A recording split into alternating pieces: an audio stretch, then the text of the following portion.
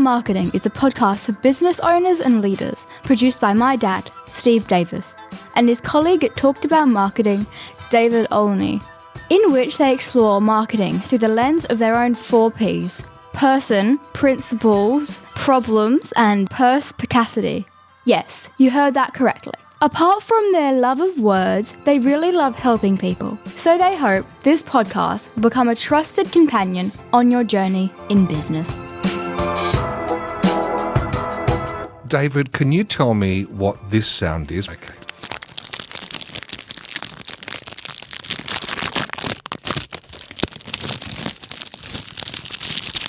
Almost there. One more bit. Oh, it didn't make much of a noise when I snapped it in two. What do you think that was, David? It sounded like someone snapped some sort of dessert. It's a Golden North honey giant twin. Although it started off solo, it's now a twin because I've snapped it in two. How long do you think that would have taken you to guess? I hadn't given you a clue. Based on the fact that all I got from this end was a little type sound, it could have been a very long time. Well, there's a reason I'm doing this. Pardon me. Oh, which will become clear when we get to our perspicacity segment. But we've got 3 to get through between now and then. So I'll just finish this and we'll start. And I'll just be here being sad, seeing I'm ill and we couldn't be in the same place and I couldn't eat half the ice cream. Our 4 Ps. Number 1, person. The aim of life is self-development, to realise one's nature perfectly. That is what each of us is here for. Oscar Wilde. David, if I said to you, stop wasting your talent and start making a difference, would you expect me to have been talking to you directly or perhaps reading the subtitle of a book? I suppose it's a bit of both ways because, again, I know it's a subtitle of a book, but also I think it's nice to challenge your friends occasionally and go, are they living up to their standard they claim to care about? So I'd take it a bit both ways. I can see the value in that, but I would want you to rest assured that I'm a big fan of Stephen Covey, 7 Habits of Highly Effective People. I would never correct anybody publicly. That would be a private conversation, not one I'd have on a podcast. Hey, there's such a thing as editing. We're talking about Rutger Bregman. He's got a book called Moral Ambition, Stop Wasting Your Talent and Start Making a Difference. And I wanted to bring this up in our person segment because I think all of us, as you were just alluding to, from time to time, we benefit from taking stock and having a thought. And what he does is he comes to this from a broader perspective. And you were saying, David, that this book, while it sounds like it's going to be interesting and you've got it queued up to listen to, a previous book of his was quite excellent. Yeah, his second book, Humankind, is one of my favourite books because he pretty much set out what will people do when you give them the time, space and resources to do what they want to do. And what he found is that when you give people time, space and resources, the vast majority of people are kind to each other, look after each other, empower each other, and create things together they couldn't create on their own. So it's the most amazing book to remind people what's possible. And I assume this new book, Moral Ambition, is going to be to try and take it the step further to say, hey, if you don't have the time and the opportunity and the resources and no one's let you do with them what you want, what are you going to do to try and get to that better place anyway? And that's the dilemma or the situation we come from, because we're talking to particularly business owners, small business owners or leaders, because that initial book, if you had a vast staff among you, being able to create that culture where people have the time, the space, the resources, magnificent. It can happen in smaller entities too, don't get me wrong. But I think for us, the focus on, hey, are we giving ourselves that time, space and resources? In fact, a friend of mine and client, I won't name him in case he doesn't want to be outed for this, he did talk about a concept he's come across for fans of Mad Men, Don Draper would often just disappear for a day and indulge himself in a little bit of time out, a bit of pleasure. And so he and I are talking about the need. We talk about having a mental health day every now and then. This is a Draper Day where you just disappear and you just do something to recharge all your batteries, and not even with that focus, just to be with yourself. I think that enmeshes with this Bregman stuff, but perhaps at a very practical level, David. Rutger Bregman is always going to look at the big picture. That's the kind of guy he is. He wants to work out what you and I could do individually, that if lots and lots of us did it, would affect whole societies. And if it affected multiple societies, would affect the whole world. Like, he's the best form of utopian. I think his first book may have even been called Utopia. I can't remember anymore. But yeah, you want to be able to see the link between the small and the big. And that is, if you find a little bit of time for yourself to get perspective back, to get energy back, to get enthusiasm back, then what can you do with those found resources to empower the people around you to get those things back again? And what will they be able to do? Like, what is the flow-on effect you can create from a little thing you do for yourself and the small circle around you? And we're recording this not long after the federal election in Australia, 2025, where a lot of pundits are saying that the very surprise pouring of votes heading the way of the ALP and away from the Liberal National Party was perhaps the LNP got a little bit close to the aura of Trump, and there was that fear that made us sort of retract ourselves from that branch of the political spectrum. And that brings us to this little snippet I want to play from Moral Ambition. Well, actually, it's from a conversation that Rutger was having with Sam Harris on his Making Sense podcast, because Sam said, in your previous book, you say about, hey, in history, things always get better. And what I love, there's a nuance here. He basically says, yes, big picture, things are getting better. Things are a bit scary at the moment with some of the backward steps happening in the US, and it's both things at once. Let's have a listen. So the first line of my very first book, Utopia for Realists, was that in the past, everything was worse. You know, when we zoom out, we see that we've made tremendous progress in many respects. I mean, you know this, right? The massive decline of child mortality, of extreme poverty, especially since the 1980s, progress has been speeding up. So that is wonderful news. And this was more than a decade ago, when I was a bit frustrated that it seemed we had arrived at the end of history, and most of my friends on the political left, they mainly knew what they were against growth, against austerity, against the establishment, but they didn't really know what the next big thing was going to be.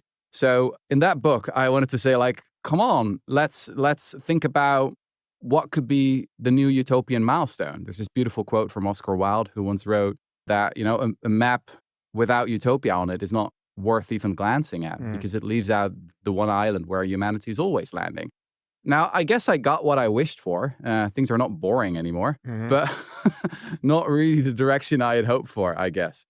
So I've always loved this statement from Max Roser from Our World in Data, the fantastic website that collects all the data on the state of the world, basically.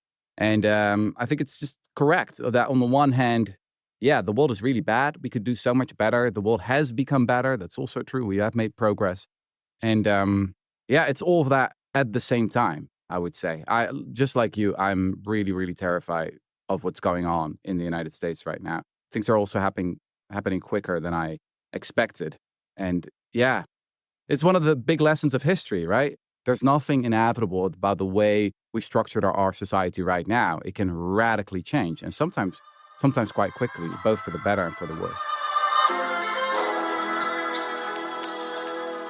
So I take from that, David, that despite some things being challenged around us, like the world order and the alliance between the allied nations, we have to focus on the things we can have control over ourselves. But it's also that reminder, as he pointed out towards the end, that there are things we take for granted that maybe we shouldn't, because they're not here for all time. They need maintenance. Would that be your takeaway as well? And I suppose in a small business scenario, there's some relevance as well. I think I'll link it to two things. I'll go back to the example of our federal election because it's a good one. What does it really mean that the LNP were too Trump-like? Well, what it really means is they did mean politics that excluded people. They pointed their finger at people and they said it's all about you competing with each other. And Australians quite profoundly said, no, that's not the Australia we want to live in. And that's the really significant thing here is things don't stay the way they are. Entropy means things always deteriorate unless you make an active effort to keep them the same or make them better. There is just no coasting along. Things don't coast. That's not how entropy works. If you don't put energy into things, they deteriorate, they disintegrate, they're gone. And Rutger Bregman is a firm believer in it might be difficult or bad, but what we have to do remains exactly the same. Get up and do the next necessary thing to make it better for yourself and the people you care about and your small business and your staff and your community. And it never ends up being any different to that. You just do that every day, and some days you get a much better outcome. But every day, at least you can be proud that you did the right thing. And we'll set our compass north aligned with utopia. We may not get there, but we can keep heading in that direction.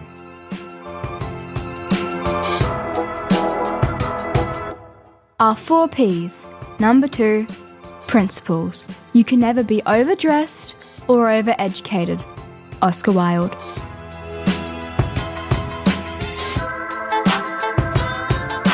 In the principles section, what a great book you put me onto, David. The Next Conversation by Jefferson Fisher.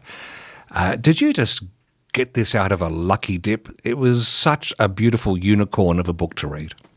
No, I was actually specifically looking for a book to help train the client services team in my American job to how to better deal with American attorneys who were struggling through the current economy. And lo and behold, I found this book written by a young American attorney who loves communications. And I'm like, wow, I wish we had 100 clients like Jefferson. He brings a spatial awareness to the act of communicating with others. And I think that is a really pertinent way of saying it, if I dare say so myself, because when I boiled down what he's on about, he acknowledges that many of the times we go into conversations wearing blinkers, we've got preconceived ideas, we're waiting for our time to speak while the other person's speaking, and we also pay homage to some habits that might not be the best for clear and concise and effective communication. That's my muddling way of trying to define it. How would you succinctly describe Jefferson's approach to the next conversation, which is what this book is about? It's getting us ready to make the next conversation better than the previous one. I think I'll use his description from early in the book where he is deemed old enough to go away with his uncles and his dad and his granddads and his great-grandfather for the first time on sort of the family hunting trip to the family hunting cabin. He's not big enough yet to, be trusted anywhere near firearms or anything like that. This is not a weird American family. This is just he's now old enough to go along and be involved. And the thrill of this first trip for him is sitting around the cabin in his pajamas when he's 8 or 9, and his uncles and his dad and his grandfather and his great-grandfather are all telling stories about their lives, and everyone's a lawyer or a judge. And it dawns on him, wow, my whole family are involved in the law, but what they all actually love is storytelling. They all love communications. And it meant that from that point onwards, he was sure he was going to be an attorney, but he was also sure he was going to be an attorney who listened to what people said and communicated in a way that tried to be as open and inclusive as possible so that he would have the impact on people that his uncles and his dad and his grandfathers and great-grandfather had on him when he was little. So I really love the fact that he had sort of worked out roughly what he wanted to be, even though he didn't know how to do it as a child, and just kept heading in that direction. The first night, was an experience cemented into my memory. As dinner finished, my grandfather put down his plate and scooted to the edge of his couch seat. He began to tell a story, something about his job, a judge, and a courthouse. I immediately recognized it as the same story he had told my dad earlier that day while we were fixing an old deer blind. Earlier, though, the story was more matter-of-fact. His voice came out plain as he told it while searching for some green paint in his truck bed. But this was special. It was the same words, but it was a very different story. I was entranced, watching as he stood up to reenact the scene.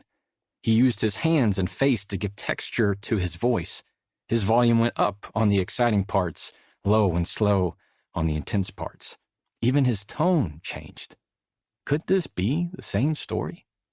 He captivated the room for nearly 10 whole minutes. And after a long pause, he delivered the punchline, and the room filled with laughter. I felt as though I had seen a magic show. The whole evening for me had been the discovery of something new, yet strangely familiar, as if I had seen it all before. I remember it immediately felt right to me, like a shoe that fit the first time you tried it on. That night, and for the next 10 years of opening weekends, I received my family's inheritance. I passed on identity, dedicated to advocacy through storytelling. I realized with each year gone by that law was only the family profession. Communication was the true family passion. So one of the reasons I wanted to bring this up in Principles is there are three little things from the many things he talked about in the book that I've been trying to apply in my own communication because I fall foul of them, and he brings great arguments to the table as to why they're worth pushing back against and changing my ways. And one of them is saying sorry. I say sorry a lot, and not always mindfully, never disingenuously, but, oh, sorry about that, or sorry, sorry to disturb you, XYZ.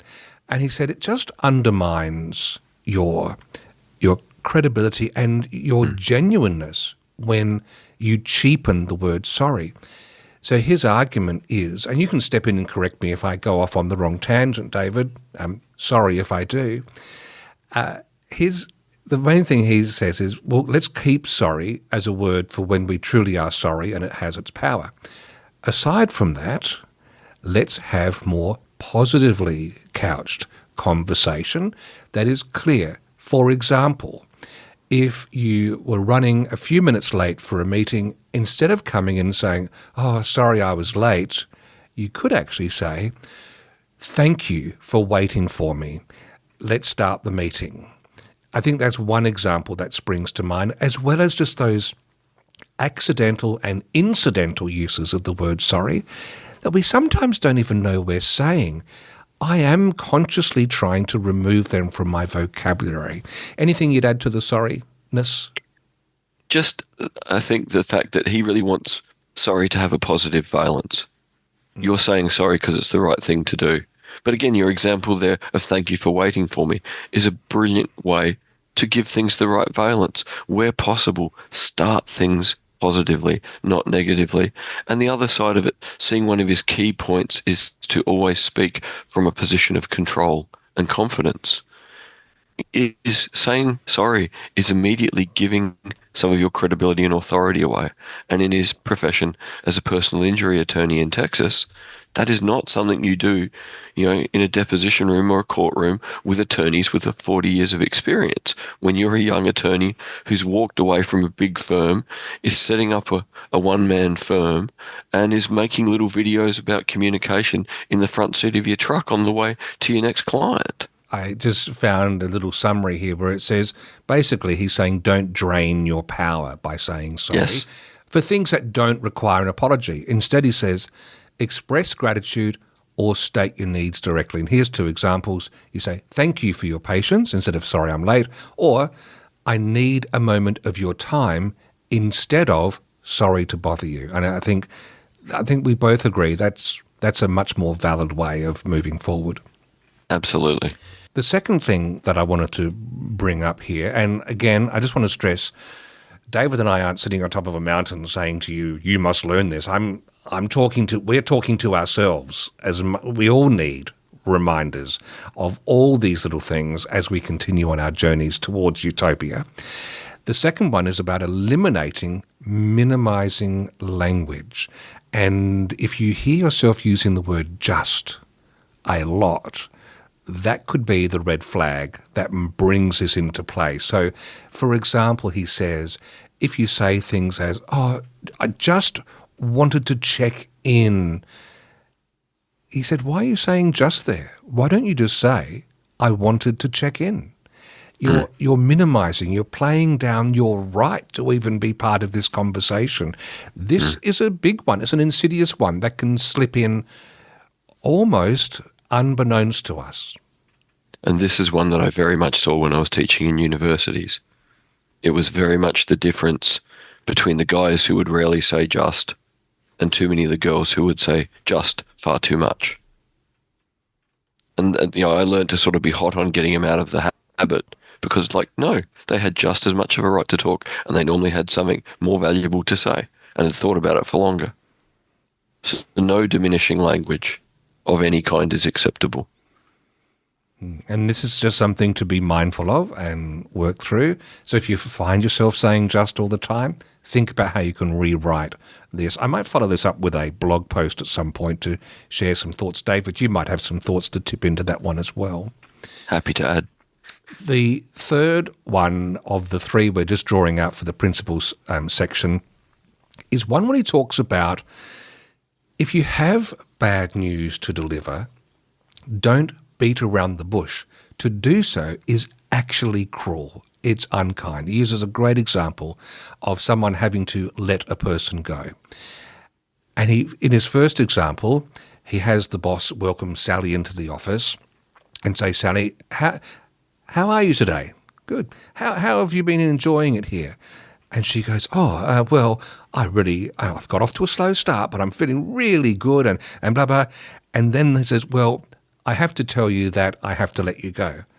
And suddenly it makes the whole thing worse because she would have known intuitively that this day was coming. She hasn't been off to a great start in her new job.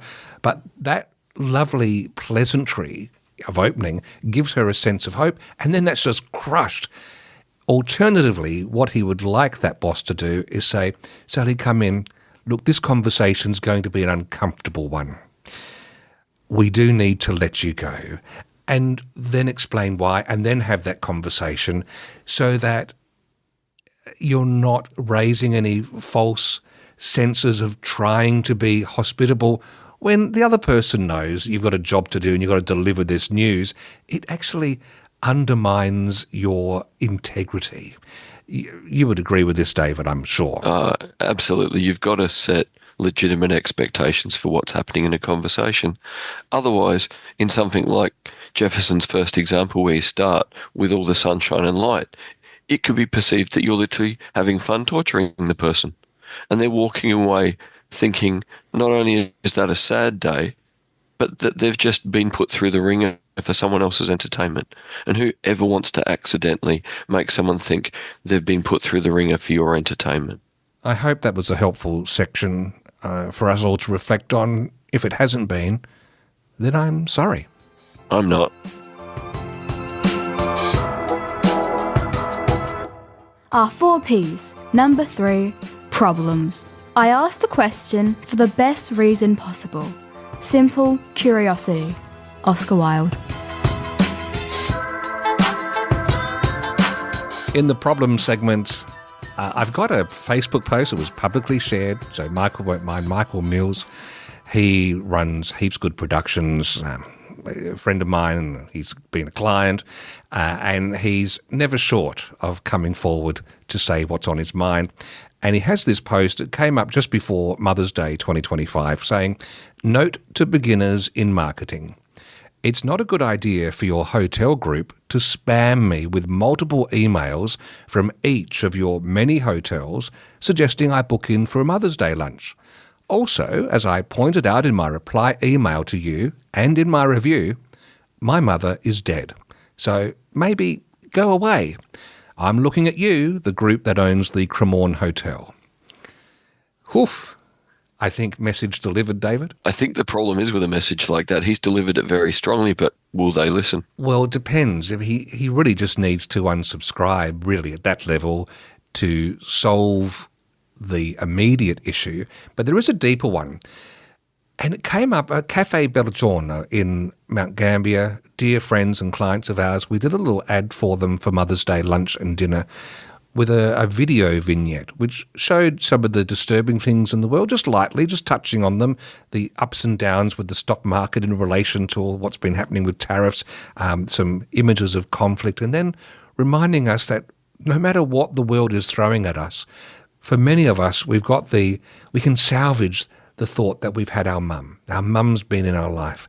And then there's lovely little vignettes of mums caring for their kids, teaching them, showing them how to do things. And then it mentions about the beauty at Mother's Day of being able to share some time with your mum or share some time remembering your mum.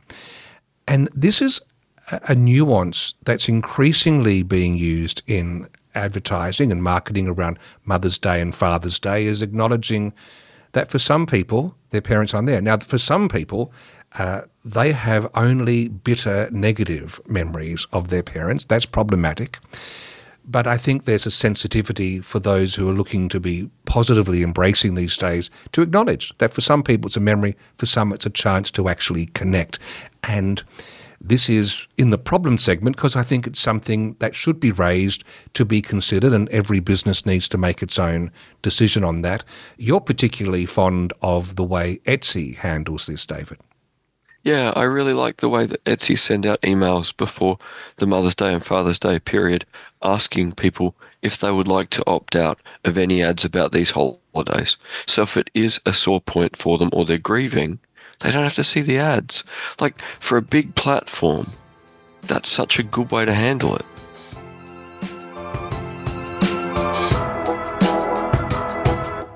Our 4 Ps. Number 4. Perspicacity.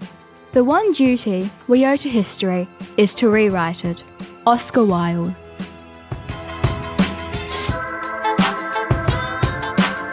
Finally, David, the perspicacity segment where we think about thinking. We think about how we used to do things and whether they still hold to the test of time or whether things need to change. And because we've been looking after the Golden North ice cream website for many years, I think if it's not 10 years, it's not far off that. Ice cream was on our mind, and that is why I had the giant twin at the beginning of the show. It's why he ate the whole giant twin. Well, interestingly, he ate my half. And that will become a pertinent point in just a moment. But we like to look at old ads and then just reflect on them. And here's something, I haven't been able to date it, but it's an ad about having a golden day with your little piece of Golden North. Let's have a listen to it. The voice is the voice of the recently retired Trevor Pomeroy, who was apart from being a shareholder in Golden North, their head of marketing.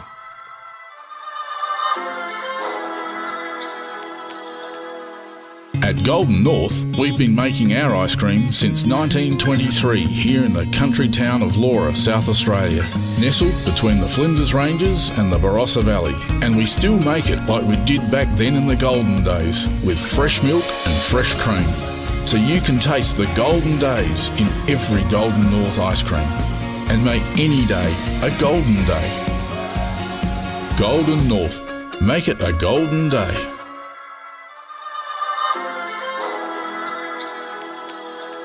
Now, David, what do we think of this as an advertising message, really looking at the base in the Laura, the connection to land and country here, the fact that all these beautiful products that have come from our farming sector have been fashioned into this product. We've got images of all sorts of families and young people enjoying the product. Where would you peg this in the realm of the sort of style of marketing message? It's an interesting one because there's sort of two things going on simultaneously. Like, if the ad is perhaps somewhere around 20 years old, which was, your best guess without us having a firm date, it's a really nice early use of provenance, but with less detail than we would probably put in now. Like, provenance has gone a lot further. We would get into, why we do things the way we do it, who does it, showing how it stayed the same rather than just saying it stayed the same. And by talking provenance, we're talking about that connection to the origin of the particular product. Yeah, essentially, if it was wine, we'd say, what is the ground it came from? What is the terroir? And we even see the big supermarket chains not just saying we sell Australian produce, that we've raped and pillaged the growers over their price, but we actually name, well, here's Fred Smith who grows our beans. That's what you're talking about, the way that this... Yeah, it was an early version, it seems to me. So now it would still work, but it would need to be much deeper. And then there was another ad that I remember seeing as we were trawling through the Golden North library, available online, of this black and white cow in the middle of a field. A farmer walks up, sits down back to us and starts milking the cow. And as we hear the milk coming out, it's like there's a level of content inside the cow that is draining into the bucket, which means the white bits get diminished as the level inside. It's almost like they were a little see-through window into the creamy goodness inside the cow. Not biologically correct, just in case there's anyone with primary school students watching and they're doing this as a project.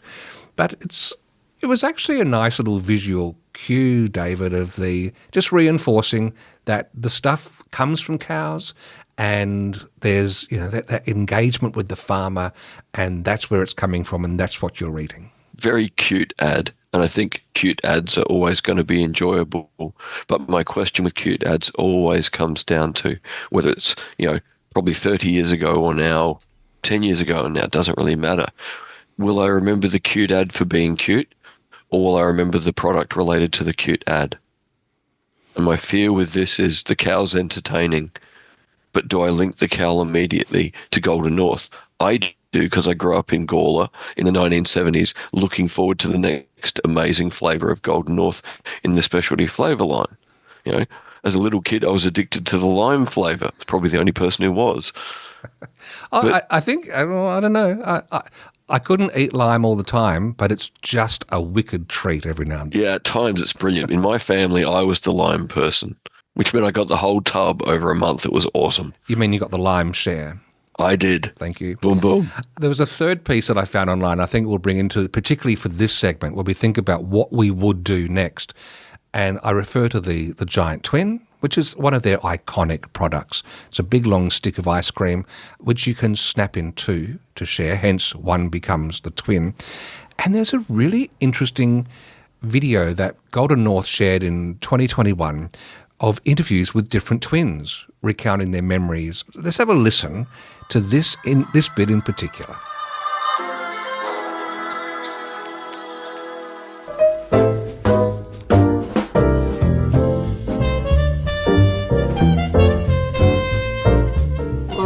First memory of giant twins would be our birthdays. These were treats, and we were given one, which I thought, birthday, you get a whole one.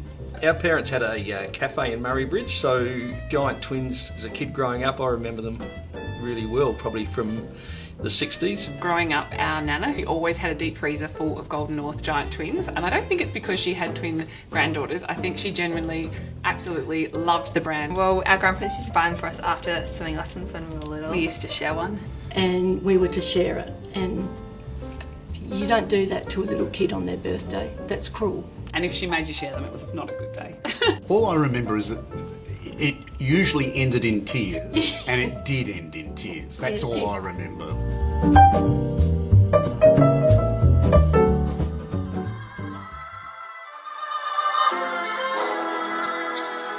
There's something really scarily refreshing about this being shared by the brand itself, David, of allowing people to say how much the snapping and having to share this ice cream caused fights amid nostalgic remembrances.